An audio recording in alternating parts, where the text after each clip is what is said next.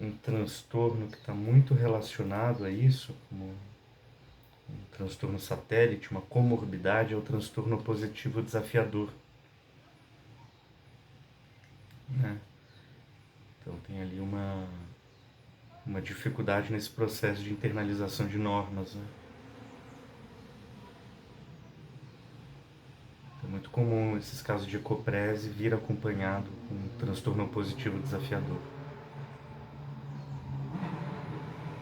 E também é muito comum vir associado problemas de linguagem, uma dificuldade na questão do desenvolvimento da linguagem. Porque a linguagem é a regra, né? É regra também.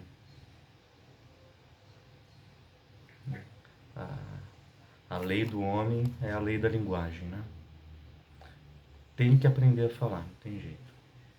É uma imposição. A linguagem é um corpo estranho no psiquismo da criança. Você está falando e ela fala que ela já tentou levar ela num psicólogo, mas ela não fala, ela não quer falar. Talvez não sei se faça sentido com o que você está falando. E mesmo que ela pergunte o que está acontecendo, ela não quer falar, ela não fala. Tudo bem que eu não sei se a abordagem também foi a mais correta, né? Mas ela desenha muito bem, né? Que eu sei, essa menina desenha muito bem. É muito inteligente, vai bem na escola, mas de um tempo pra cá vem acontecendo isso.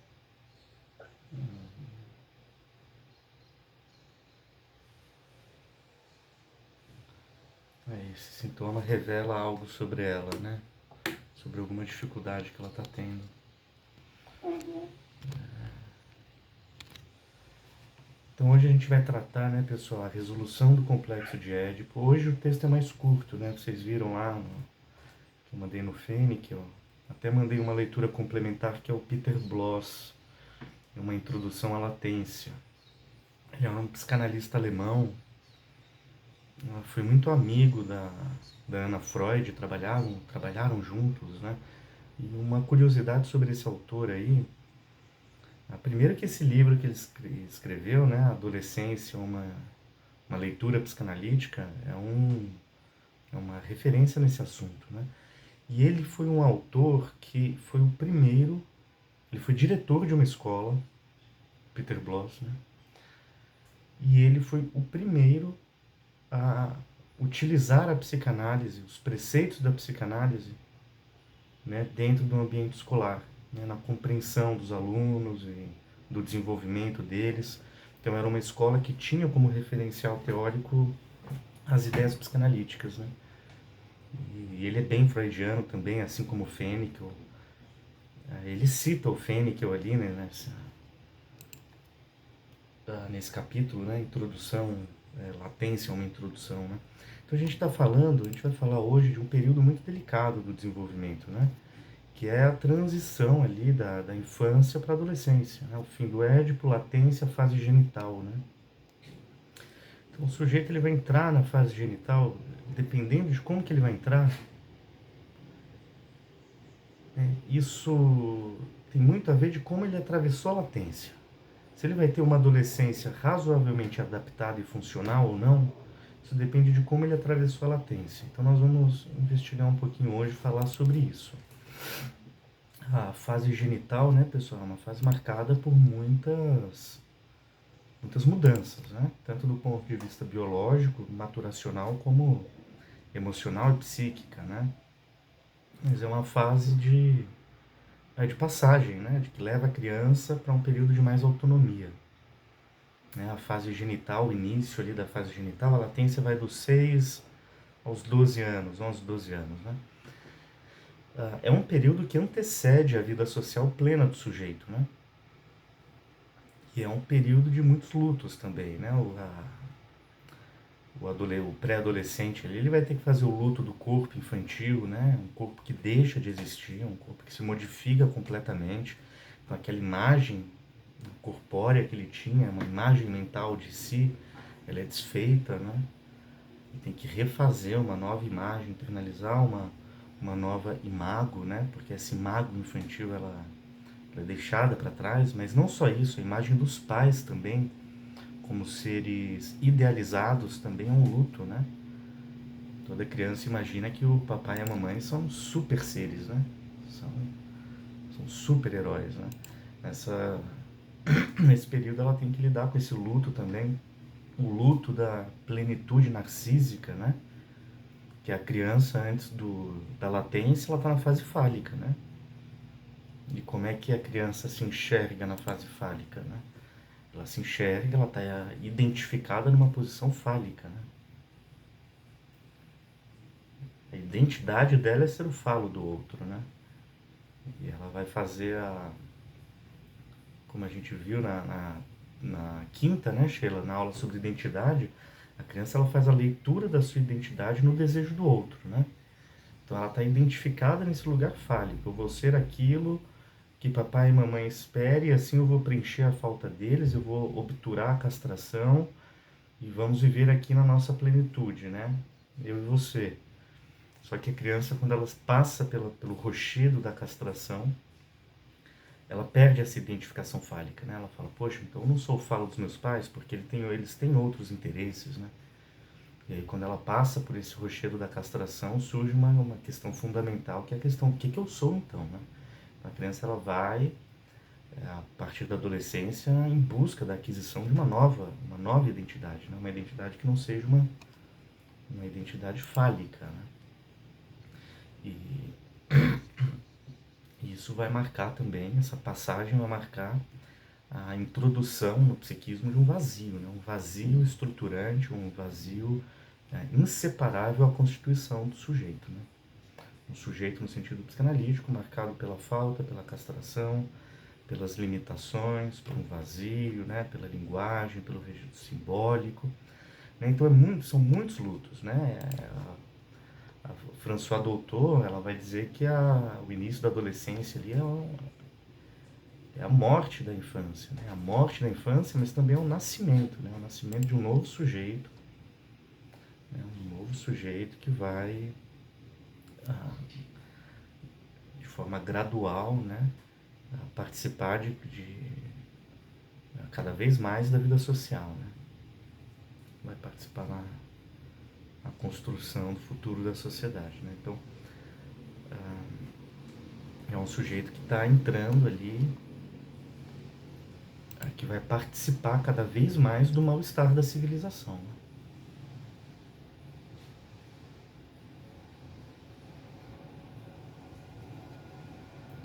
Não é isso? E aí cabe diferenciar aqui os termos, né? Porque a adolescência é um termo psíquico, né? Psicológico, utilizado pelos psicanalistas, né? Pelos psicólogos. A psicologia usa o termo adolescente, né? Na mesma medida em que a medicina utiliza o termo puberdade, para se referir às mudanças biológicas que acontecem nesse período, né? Os sociólogos costumam usar o termo a juventude, né? Para falar da adolescência enquanto um construto social. Porque a adolescência é algo novo na história da humanidade. Nem sempre existiu a adolescência. Né? Antigamente as crianças pulavam, passavam diretamente da infância para a vida adulta, né? Não tinha esse espaço de moratória para viver coisas de adolescente, sentir coisas de adolescente, ter experiências de adolescente, se trancar no quarto, ficar lá nomeando as suas angústias no diário, fazer coisas típicas de adolescente, né? Isso não tinha. A criança ela já passava por uma vida adulta de uma forma muito rápida, né? Então vocês pegam as fotos aí de antigamente, vocês vão ver as crianças, por exemplo, como que elas se vestiam, né? Elas pareciam adultos em miniatura, né? Com chapéuzinho, boina, gravata, terno, sapato, né? E o filho muito cedo já ia para o campo, né? Ajudar os pais. Os papéis sociais eram pré-determinados, né? Eram algo muito fixo, né? Então você nascia homem, já tinha um script que te esperava ali para você cumprir. Se nascia mulher, já tinha um script ali para você cumprir, que era ser mãe, né, 24 horas por dia. E o pai era ir para a roça, antes da Revolução Industrial, né, as famílias moravam no campo, François Doutor fala muito disso, Ivan Capelato também. Era uma outra qualidade de vida, né? Esse processo de mudança do ambiente rural para o ambiente industrializado foi muito penoso, né? Para muitas famílias, né? E não tinha escolarização nesse tempo, né, pessoal? A substituição do trabalho pela escola, a escolarização obrigatória também é algo novo hoje, né? É algo ali, acho que de meados do século passado, né? Então, hoje a gente já tem uma mobilidade social maior, né? A gente pode experimentar diversos papéis, a gente pode, né, transitar mais sobre essas identidades sociais, né? Antes era algo muito predeterminado fixamente, né? Então,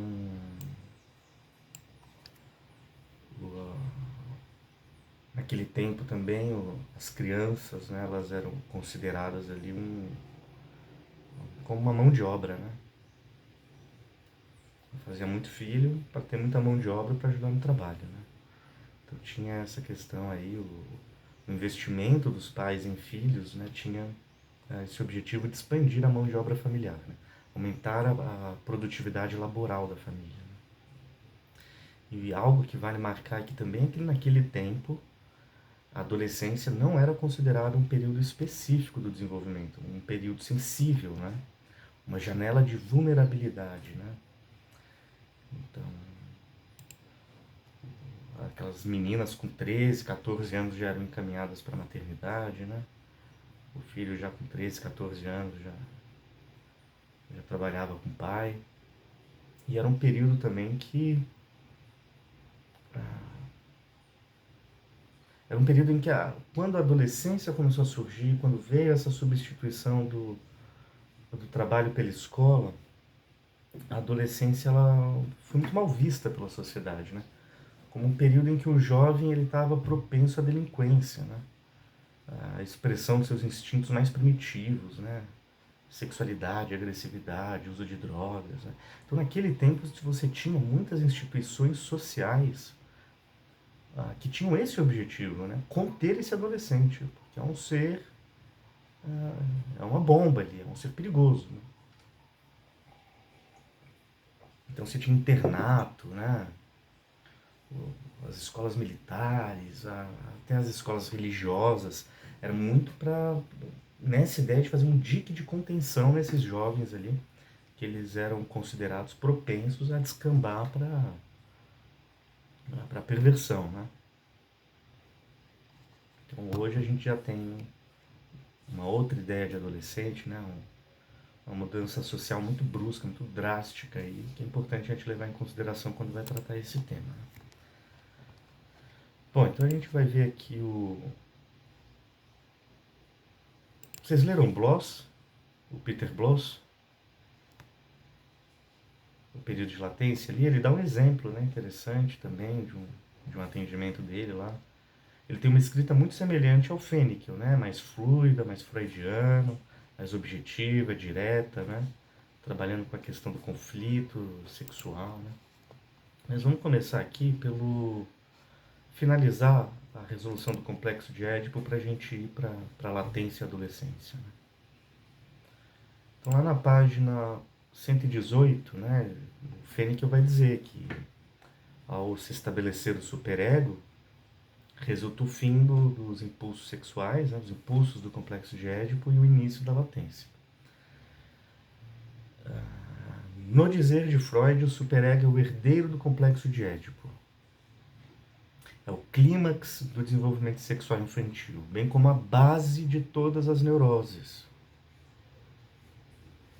A presença de desejos edipianos é normal em certa idade, mas patológica em qualquer outra. A neurose que se baseia em persistência indevida do complexo de Édipo significa a persistência de um estágio do desenvolvimento que, em condições normais, deveria ter sido superado.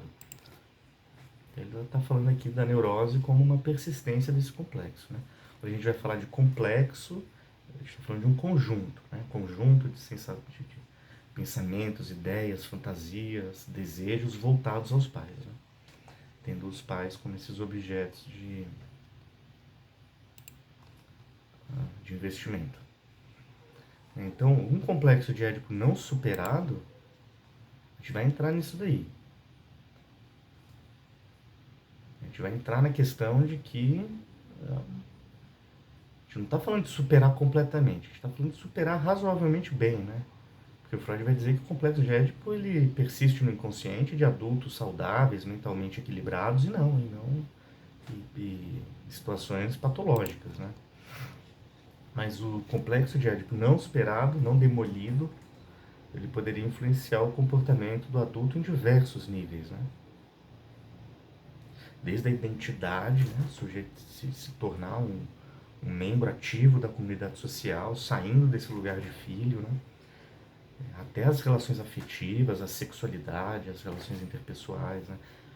Esse complexo, quando ele não está razoavelmente assimilado e processado pelo consciente, né? Isso pode gerar fonte, né, de conflitos emocionais, né? Conflitos inconscientes, né? A gente costuma dizer que o sujeito lá muito agarrado na mãe, né, não superou o Édipo, ele permanece excessivamente ligado emocionalmente aos pais, né? Uma dificuldade de se separar psicologicamente deles, né? Isso seria um sinal ali, né, dessa persistência desse complexo, né? Isso afeta a capacidade do sujeito de se inserir na sociedade de uma forma mais ativa, né, mais independente, autônoma, né? É comum a gente ver que um complexo não resolvido, né, ele pode gerar aquilo que a necessidade, por exemplo, o ciumento tem, né, de sempre introduzir um terceiro na relação dele, né? Mesmo que esse terceiro seja imaginário, mas ele tem a necessidade de introduzir um terceiro para reproduzir uma situação triangular de rivalidade, ciúme, desejo, né? Então, a possessividade do ciumento, né? Isso está muito relacionado com esse desejo infantil de ter uma exclusividade sobre o parceiro, né? Que na verdade seria uma exclusividade, né, aqui com o progenitor. Então, quando o sujeito ele... Como é que ele vai superar o Édipo, né, pessoal? É importante retomar isso daqui.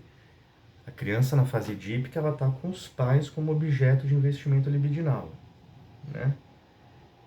Como que isso vai ser superado? Isso vai ser superado através de uma identificação, né? Isso aí é o beabá da psicanálise.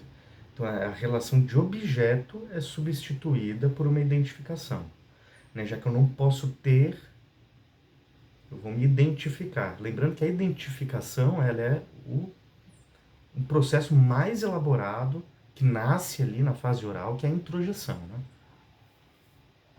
né? Você é o que você come. Na identificação você é o que você vê. Seria mais ou menos isso, né? Você assimila essas características para resolver esse conflito. É uma forma de driblar, de contornar esse conflito, né?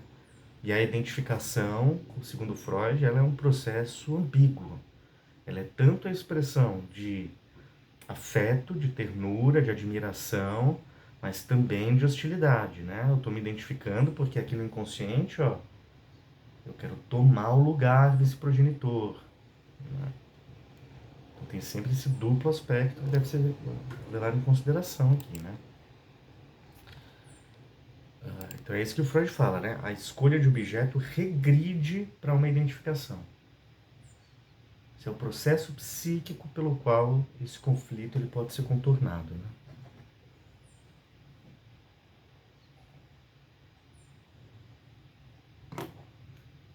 Identificar, né, significa, né, se transformar à imagem e semelhança do outro, né? O processo pelo qual o ego se transforma parcial ou totalmente num objeto, né? Isso acontece, por exemplo, no luto, né? Ao invés de lidar com a realidade dolorosa de uma perda, eu me identifico com esse objeto.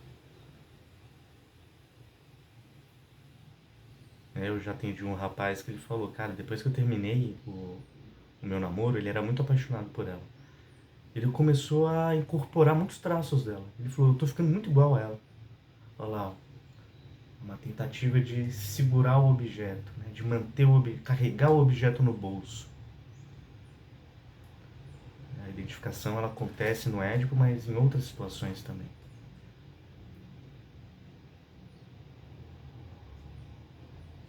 Eu só abrindo parênteses, Pedro, eu atendo uma pessoa, um rapaz, que vem de encontro a justamente isso que você falou, né? Ele estava num relacionamento, ele e o namorado dele, e terminaram, e o namorado sempre foi de dança, dança de salão e tal. Ele terminou o relacionamento e começou a fazer um curso de dança de salão. Olha aí.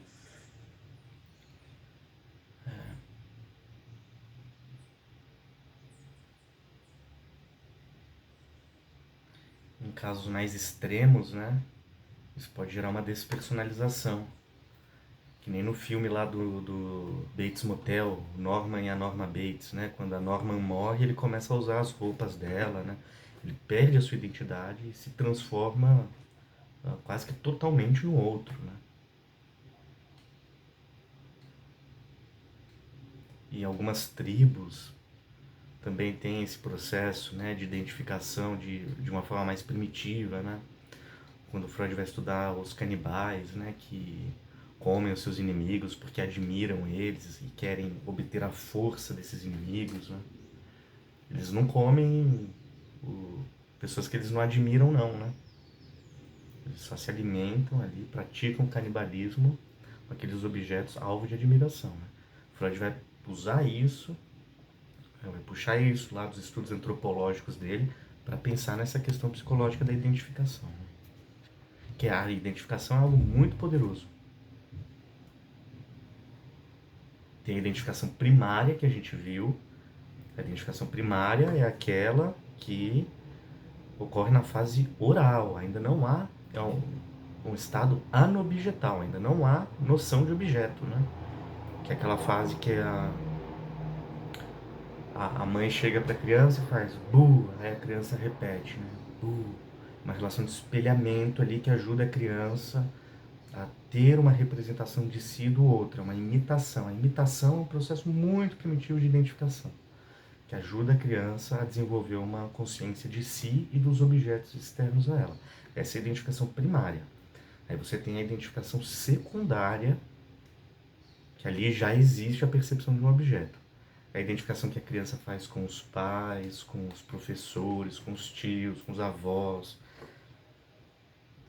A identificação edípica, que resolve o complexo de Édipo, ela está dentro dessas identificações secundárias.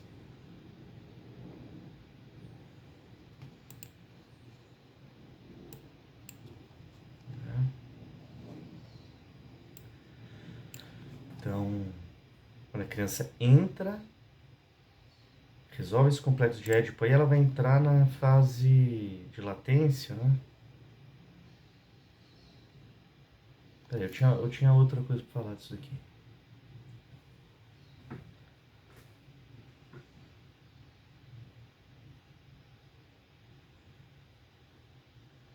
Então, se a gente lembrar todo o percurso ali, né, da evolução libidinal, vamos retomar aqui. Na fase oral, você tem um tipo característico de relação objetal, que é através da introjeção. Tem um objeto que me satisfaz e eu quero que ele faça parte dentro de mim para que eu não precise mais dele. Modo de relação simbiótico, de introjetar, de você é o que você come, né? É isso que é um modo arcaico de relação objetal. Não há na realidade ainda uma percepção de um objeto exterior. É o autoerotismo, não há uma imagem unificada de si. Aí ele entra na fase anal. Na fase anal já tem, na fase analfálica já tem uma percepção de objeto. Mas como que é a relação com esse objeto? Ela é narcísica. É para conseguir obter o meu bem-estar. Ainda não há o desenvolvimento do concern, da empatia, de sentir, se preocupar com o outro. Não tem ainda esse entendimento social. As relações objetais são vistas de uma forma narcísica, com objetivo narcísico, né? E isso é importante para a criança, né? A criança precisa aprender a manipular o mundo exterior para satisfazer suas necessidades. É uma questão de sobrevivência. No adulto isso é patológico, né? Tudo que acontece na criança que a gente vai estudando aqui é normal. No adulto é patológico. Você pega um adulto muito manipulador, que não está nem aí para os outros, só quer o próprio bem-estar. Tá ali, ó, muito regredido no desenvolvimento. Não é o esperado. Com o desenvolvimento não é esperado. É esperado essa descentralização narcísica, né?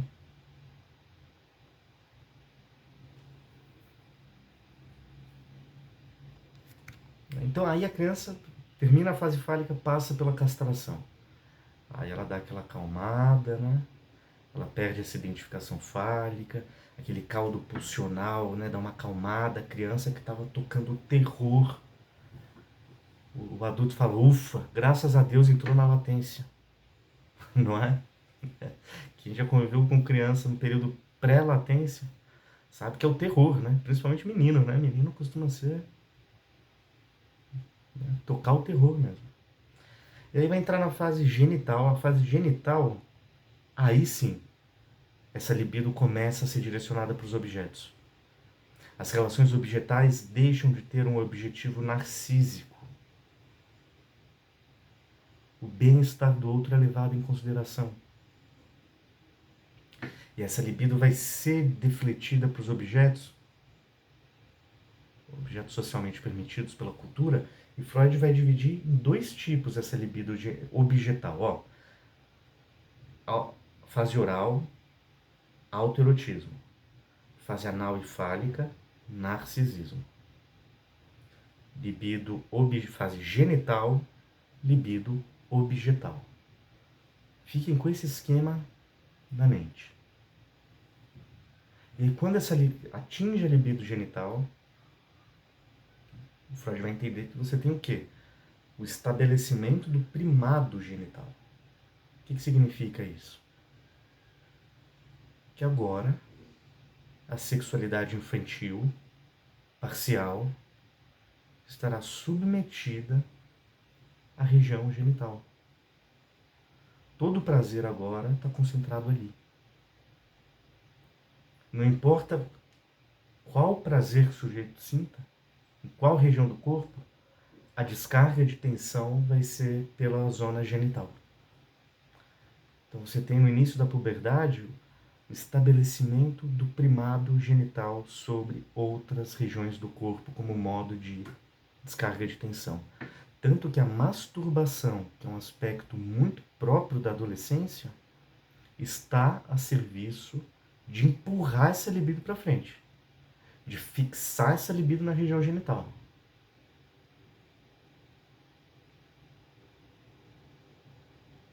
A masturbação ajuda isso, a concentrar esse hedonismo, essa libido, para a sua forma final, que é a forma genital. Que é uma forma, uma modalidade sexual que Freud entende, muitos analistas entendem, que a saúde mental depende, em certa medida, de que essa libido atinja essa finalidade final. Porque a sexualidade infantil, ela é narcísica. Ela não gera conexão afetiva, emocional, erótica entre as pessoas. Que é só o meu bem-estar.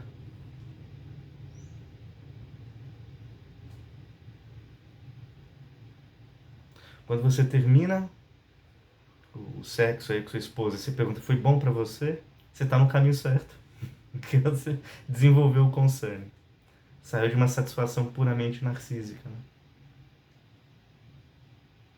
Onde o outro é só visto como um meio para a obtenção das minhas satisfações perversas.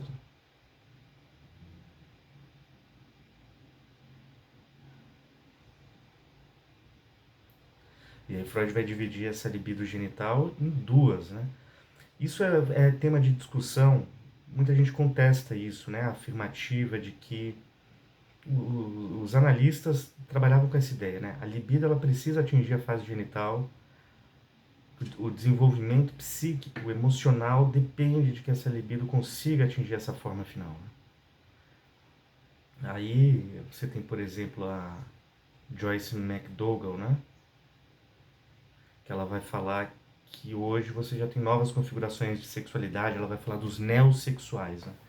São pessoas que a sexualidade não está necessariamente voltada para a finalidade genital, que elas utilizam outras áreas do corpo para exercício da sexualidade. Então, o que Freud chama de perversão, ela vai chamar de neossexuais, né? Não necessariamente aquilo poderia ser uma perversão. Há um debate em torno disso aí. Os neossexuais, né? É uma forma mais bonita de falar do que perversão, né? Então, aí vamos lá. Então a pessoa, ela vai chegar na fase genital e essa libido vai ser direcionada para os objetos. Freud determina dois tipos, ele descreve dois tipos de ligação libidinal com o objeto, de escolha de objeto. Isso está lá no Narcisismo, uma introdução. Alguém sabe quais são esses dois tipos?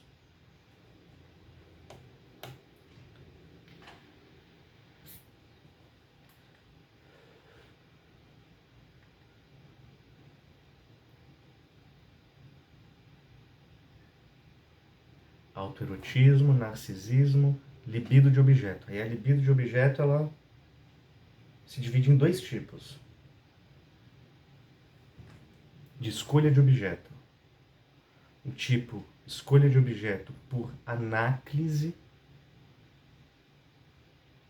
que é a substituição das figuras parentais. Você vai só substituir a figura parental por uma outra figura, por um outro objeto socialmente permitido. Um objeto permitido pela cultura, mas é um tipo de escolha objetal baseado na substituição, né, das primeiras figuras de cuidado, né, de proteção, de satisfação das necessidades básicas, como alimento, afeto, né? Então, um homem, ao ter essa escolha por anáclise, ele vai escolher uma parceira que o cuide de forma semelhante da mãe. Ele pode buscar uma mulher mais velha, uma mulher que cozinha bem, né? Ganhei meu marido pelo estômago, a gente escuta isso, né? Isso é anáclise, né? Uma mulher mais velha e muitas vezes mais rica, que seja fonte de segurança, satisfação, de prazeres orais, leva ele para restaurante, não sei o quê. Mas é assim, é uma forma de escolha baseada na substituição, assim como a mulher pode buscar um parceiro que represente características do pai dela. Seja lá proteção, autoridade ou qualquer característica que ela associou ao pai, né? Então a escolha de objeto por anáclise estaria calcada, né, sedimentada numa substituição das primeiras figuras de investimento libidinal. E o segundo tipo de escolha?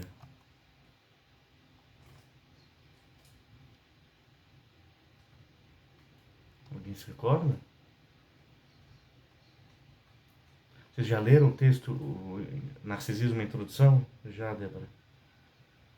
É um texto muito bacana, né? Ele está dando uma resposta para o Jung, uma resposta teórica ali para o Jung, que estava discordando dele com relação à questão da introversão da libido, né?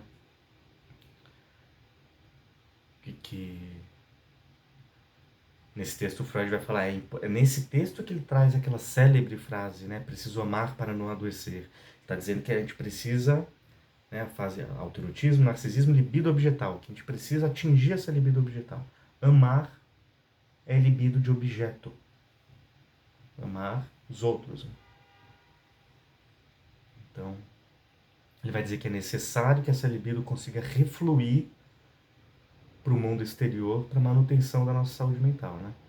E ele vai dizer que se essa libido não reflui para o mundo exterior, essa libido fica contida no ego. E aí o que acontece? Você hiperinflaciona o ego. O sujeito entra num estado de relação do ego, grandeza, delírio de grandeza, megalomania.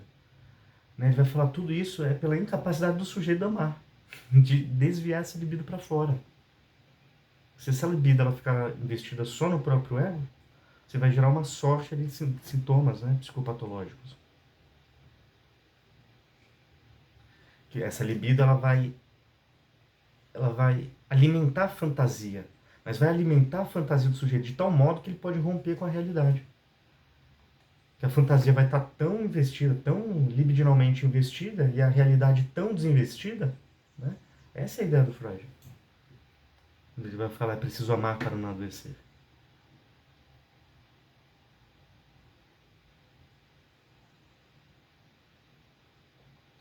E aí o Jung e o Freud discordavam dessa questão, né? Porque o Jung vai falar, não, mas se essa libido ela volta pro próprio sujeito, ele não necessariamente adoece, né? Ele pode virar um anacoreta cético que vai morar nas montanhas, né? Viver sozinho, longe da civilização. Mas aí o Freud vai rebater, ele vai falar, bom, mas nesse caso há uma sublimação. Né? O sujeito tira a libido do mundo exterior, mas ele sublima pelo amor, pelo divino, pelo esoterismo, pelos animais, pela natureza. Tá tendo sublimação. Então aí não vai despirocar, né? Então você tem nesse texto que ele vai falar desses dois tipos de libido, né? O segundo tipo é o tipo narcísico de conexão. Quando a libido chega na região genital, ela corresponde à libido objetal e ela pode ter esses dois tipos, anaclítico e narcísico. A escolha narcísica de objeto, ela está ligada com um indivíduo que escolhe um objeto de amor baseado em si mesmo. O sujeito ele projeta suas próprias características no outro, de modo que ao amar o outro, ele está amando a si mesmo. Por isso tem uma base narcísica ali. Então, em vez de buscar alguém que se assemelha às suas figuras parentais, a pessoa busca alguém que reflete a sua própria imagem. De modo que ao amar esse semelhante, eu estaria amando a mim mesmo como um dia eu fui amado pela minha mãe. É isso que Freud coloca numa nota de rodapé dos 3 ensaios ali. Buscar um parceiro de espelho, alguém semelhante, que ao amar esse semelhante, eu estaria amando a mim mesmo como um dia eu fui amado pela minha mãe.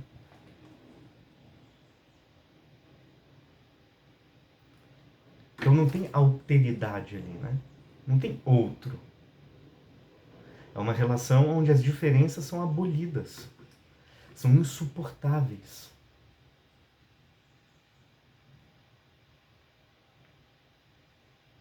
É o parceiro de espelho. Um igual. Então você não tem um contato ali com a dimensão